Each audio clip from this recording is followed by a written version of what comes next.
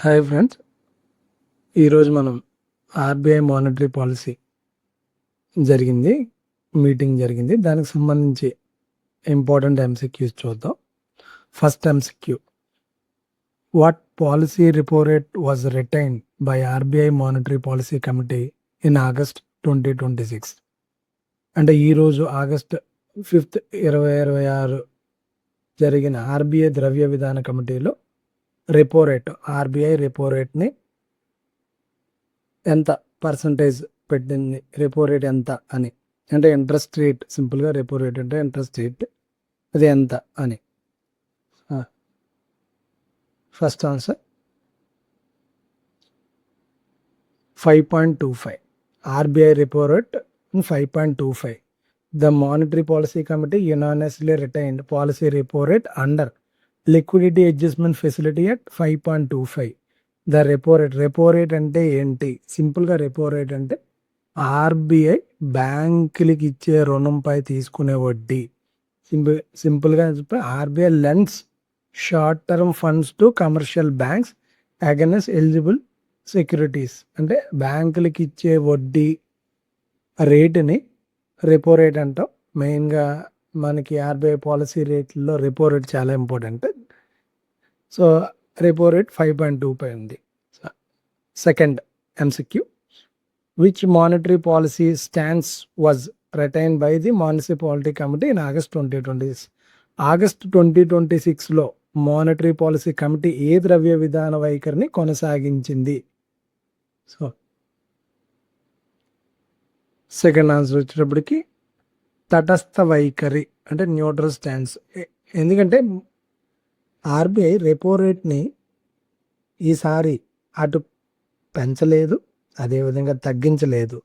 So ఆ యొక్క repo రేట్ని న్యూట్రల్గా లాస్ట్ టైం ఎట్లా ఉందో సేమ్ అట్లాగే ఉంచింది. కాబట్టి న్యూట్రల్ స్టాండ్స్ తీసుకుంది అని చెప్పొచ్చు. Third question, what was the standing deposit facility rate after the August 2026 monetary policy decisions? అంటే ఆగస్ట్ 2026లో ద్రవ్య విధాన నిర్ణయం తరువాత స్టాండింగ్ డిపాజిట్ రేట్ ఎంత అని అన్నారు. ఇది SDF, standing deposit facility rate. అంటే బ్యాంక్ దగ్గర ఏదైతే సర్ప్లస్ అమౌంట్, ఎక్కువ అమౌంట్ క్యాష్ ఉందనుకో, దాన్ని ఆర్బీఐ దగ్గర దాచుకోవచ్చు. దాచుకోవడం వల్ల ఆర్బీఐ కొంత రేట్ ఆఫ్ ఇంట్రెస్ట్, అది ఎంత? Standing deposit facility. డిపాజిట్ ఎక్కడ? ఆర్బీఐ దగ్గర బ్యాంకులో డిపాజిట్ తీసుకునే రేట్ ఎంత అని అడుగుతుంది. The right answer is 5%. SDF rate 5% వద్ద కొనసాగించింది. ఇది రెపో రేటు కంటే 25 బేస్ పాయింట్స్ తక్కువ. బ్యాంకులు ఎటువంటి పూచీకత్తు ఇవ్వకుండా తమ అదనపు నిధులను ఆర్బీఐ వద్ద జమ చేయడాన్ని ఎస్డిఎఫ్ అవకాశం కల్పిస్తుంది. Fourth question, what are the marginal standing facility rate and bank rate in August 2026? అంటే ఆగస్ట్ 2026లో మార్జినల్ స్టాండింగ్ ఫెసిలిటీ రేట్ మరియు బ్యాంక్ రేట్ ఎంత అని అడుగుతున్నారు. ఇక్కడ మనం గుర్తుపెట్టుకోవాలి, ఆ రెపో రేటు 5.2% అన్నప్పుడు అది బ్యాంకులకి ఇచ్చే లోన్ని ఆర్బీఐ చేసే రేట్ ఆఫ్ ఇంట్రెస్ట్ని రెపో రేట్ అంటారు, 5.25. ఎస్డిఎఫ్, స్టాండింగ్ డిపాజిట్ ఫెసిలిటీ, అంటే ఎక్కువ అమౌంట్ బ్యాంకుల దగ్గర ఉన్నప్పుడు ఆర్బీఐ దగ్గర డిపాజిట్ చేసేది ఎస్డిఎఫ్, అది ఎంత? 5%. సో ఇది మార్జినల్ స్టాండింగ్ ఫెసిలిటీ. అంటే సో ఎప్పుడైతే బ్యాంకులకి ఎమర్జెన్సీ ఫండ్ అవసరం అవుద్దో అప్పుడు ఓవర్ నైట్ లోన్స్ తీసుకుంటాయి ఆర్బీఐ దగ్గర. అట్లాంటప్పుడు రెపో రేట్ కన్నా, రెపో రేట్ జనరల్గా ఇచ్చే రేటు, మార్జినల్ స్టాండింగ్ ఫెసిలిటీ అంటే ఎమర్జెన్సీ ఫండ్, అంటే ఇంట్రెస్ట్ కొంచెం ఎక్కువ ఉంటుంది. అది ఎంత? అది 5.5%. So both marginal standing facility rate and bank rate remain 5.5%, which is 25 basis points above the repo rate. Banks may access overnight emergency fund through MSF window. Fifth question, so what real GDP growth rate did RBI projected for India for 2026-2027? అంటే ప్రతి international organisation కానీ అదేవిధంగా RBI కానీ ఇట్లాంటి India యొక్క real GDP growth projections ఇస్తూ ఉంటుంది. So August 2026 monetary policy committee meeting జరిగినప్పుడు సో 2026 యొక్క ఫైనాన్షియల్ ఇయర్లో ప్రొజెక్షన్ రేట్ ఎంత, జీడిపి గ్రోత్ రేట్ ఎంత అని question. So right answer 6.7%. RBI projected real GDP growth rate of 6.7% for 2026 and 2027 financial year. The quarterly projections were అంటే 4 quarters, 3 months, 4 quarters. First క్వార్టర్కి 7%, second క్వార్టర్కి 6.4%, third క్వార్టర్కి 6.5%, fourth క్వార్టర్కి 6.8%గా projections ఉన్నాయి. అంటే ఓవరాల్ ఫైనాన్షియల్ ఇయర్లో రియల్ జీడిపి గ్రోత్ అంటే 6.7% ప్రొజెక్షన్ రేట్ ఉంది.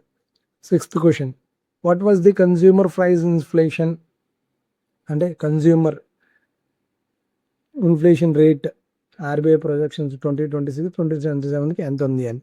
మనం జీడిపి రియల్ జీడిపి గ్రోత్ చూసాం ఇండియాది, అది 6.7 దగ్గర ఉంది. అదేవిధంగా consumer price index inflation rate ఎంత ప్రొజెక్షన్స్ చేశారు అని.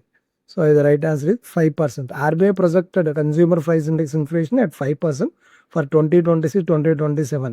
India's flexible inflation targeting framework has a medium term of CPI target of 4%. అంటే CPI target, consumer price target 4% target band with tolerance of range of 2% above కానీ 2% below కానీ ఉంటుంది.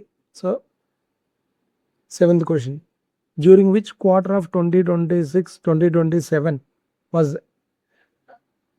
Consumer price index inflation projected to reach 5.9%. So 2026-27లో ఏ క్వార్టర్లో CPI ద్రవ్యోల్బణం 5.9 చేరుతుందని అంచనా వేశారు. సో Q3 థర్డ్ క్వార్టర్లో ప్రొజెక్షన్ చేశారు.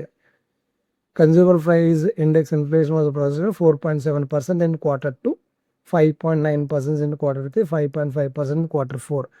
RBI expected inflation to peak in the Q3లో ఎక్కువ ఉంటుంది. మనకి జనరల్గా మన టార్గెట్ 4%, టాలరెన్స్ 2 బిలో ఉండొచ్చు, 2 అబోవ్ ఉండొచ్చు.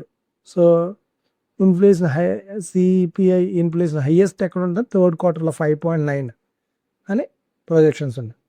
సో 8th క్వశ్చన్, August 3 నుంచి 5 వరకు జరిగిన monetary policy committee meeting was which meeting, అంటే ఎన్నో మీటింగ్, ఇదే మానిటరీ పాలసీ కమిటీ మీటింగ్ జరిగింది, ఇది ఎన్నో మీటింగ్ అని అంటుంది. ఇవాళ August 5th జరిగిన మీటింగ్ ఎన్నో మీటింగ్ అని అడుగుతున్నారు. This 62 meeting. 9th question, what was India's cash reserve ratio in August 2026? 2026లో భారతదేశ నగదు విలువల నిష్పత్తి ఎంత? Right answer 3%. The CRR, the cash reserve ratio, was 3%, while the SLR was statutory lending rate 18%. CRR is the percentage of the bank's net demand and time liability that was maintained by as a cash with RBI. CRR అనేది RBI దగ్గర maintain అవుతుంది, SLR అనేది individual banks దగ్గర maintain అవుతుంది. 10th question, on which days minutes of the August 2026 monetary policy committee scheduled to be published? జనరల్గా మీరు గుర్తుపెట్టుకోవాలి, monetary policy committee meeting జరుగుతుంది ఇవాళ 5వ తారీఖు జరిగింది. 5వ తారీఖు జరిగింది కాబట్టి కరెక్ట్గా 2 weeks తర్వాత మానిటరీ పాలసీ కమిటీ మినిట్ అనేది పబ్లిష్ చేయాలి. సో అంటే 5వ తారీఖు జరిగింది 2 weeks అంటే ఎంత, 19th August 2026. దీనికి సంబంధించి ఆర్బీఐ యాక్ట్లో ఒక సెక్షన్ ఉంది, RBI schedule to publication of the monetary policy minutes for 19 August 2026 under the section 45ZL of RBI act. RBI act అనేది 1934లో ఆర్బీఐ యాక్ట్ వచ్చింది. ఆ యాక్ట్ వల్ల ఆర్బీఐ అనేది 1st April 1935 నుంచి ఫోర్స్లోకి వచ్చింది. అప్పుడు ఫోర్స్లోకి వచ్చినప్పుడు హెడ్ క్వార్టర్ కోల్కత్తా. గుర్తుపెట్టుకోవాలి, ఆర్బీఐ ఫస్ట్ ఎస్టాబ్లిష్ అయినప్పుడు మాత్రం హెడ్ క్వార్టర్ అనేది కోల్కత్తా. తర్వాత 1937లో ముంబైకి మార్చారు. సో January 1, 1949 నేషనలైజేషన్ చేశారు ఆర్బీఐని. So thank you friends.